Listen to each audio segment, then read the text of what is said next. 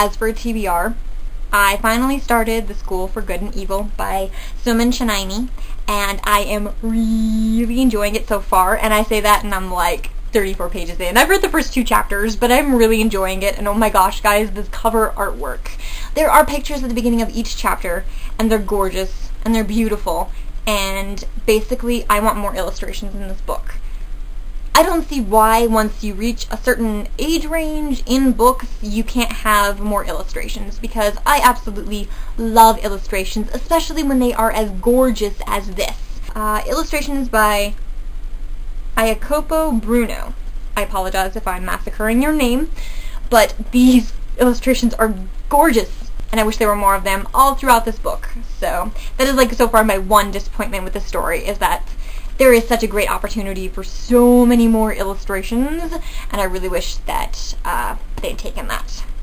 Also, I am in the middle of listening to the audiobook Scoundrels. This is a Star Wars novel by Timothy Zahn, and so far I'm really enjoying it. I've only read one Star Wars book, and that was the first of Timothy Zahn's Heir to the Empire trilogy, which I still really need to finish, which is on my list to read this summer. So don't give up hope on me yet. I'm totally going to immerse myself in Star Wars fiction before the next movie comes out, because I am seriously excited about it. And of course, it is June, and as we all know, at the end of June is the typical release date for the next book in the Ever After series. So what am I reading this month?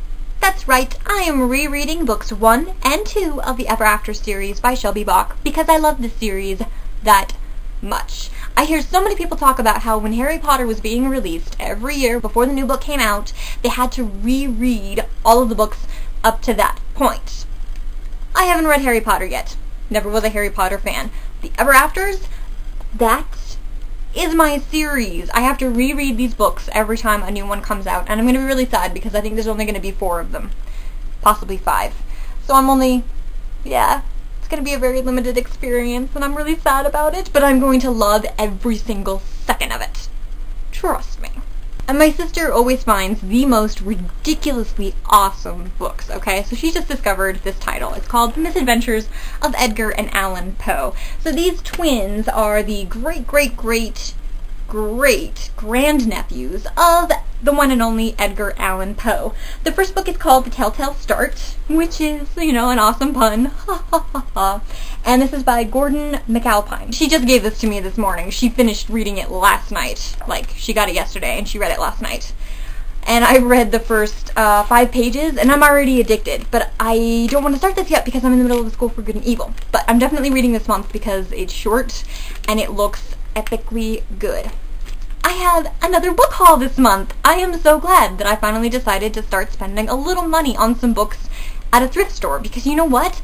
They are pretty cheap, which, I mean cheap. They're inexpensive. It's a thrift store. I get these for 75 cents and $1, okay? So I can totally spend that much money. I can justify spending that much money on a book, on a couple of books every month. And I'm so glad that I did, because I missed buying books. I missed the whole book buying experience. I wasn't buying books for ages and ages because I didn't have enough money to spend like $10, $15 on a book. So I'm really glad that I started doing this. So this month I picked up Midnight Magic by Avi. I had never heard of this book. I've never read this book. But I have read 2 or 3 titles by Avi. And I have really enjoyed all of the ones of his that I have read. I think I've read The True Confessions of Charlotte Doyle, which was a very interesting book.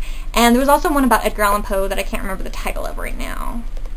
I also picked up this book called The Good Thief, which you can't totally read because the sticker is right there. This is by Hannah Teenty. Again, I'm sorry if I'm massacring your name. I just thought that this was an interesting looking cover, and I read kind of the synopsis and back, and it sounded good, and it was $1, so I said, what the heck? And this last book is one that I don't know whether I should have gotten or not, but it was just in really good condition. This is The Selection by Kiara Cass, and it's on my TBR. I haven't read it yet. It was the first book in hardcover, really decent hardcover, for $2. And yeah, I haven't read it yet. I have heard very mixed reviews about this. Either you love it or you hate it, basically. And I'm really hoping that I love it, just because I have heard the concept and it sounds really, really good. People are calling it like The Bachelor meets The Hunger Games, and okay, I'm not a Bachelor fan, but the concept is interesting. And I didn't really enjoy The Hunger Games, but they were mostly peeves about the storytelling and peeves about the quality of the storytelling. So the idea is really interesting. I just didn't like the way that Suzanne Collins executed it. But in fairness, I've read Divergent by Veronica Roth, and I've read The Maze Runner by James Dashner, and they're all kind of dystopian. They all kind of have a similar storyline. Similar, that's like underlined and in italics, because I know that they're really completely different stories, but they're similar. The dystopian. And I decided I just don't like the storytelling that authors use when they tell dystopian stories. I just don't like the way they're told. I'm hoping that this one is actually a lot better, so I will let you know when I read it. I don't know what it is with the sound effects and the hand motions. This is Spidey and me saying goodbye, and see you next week.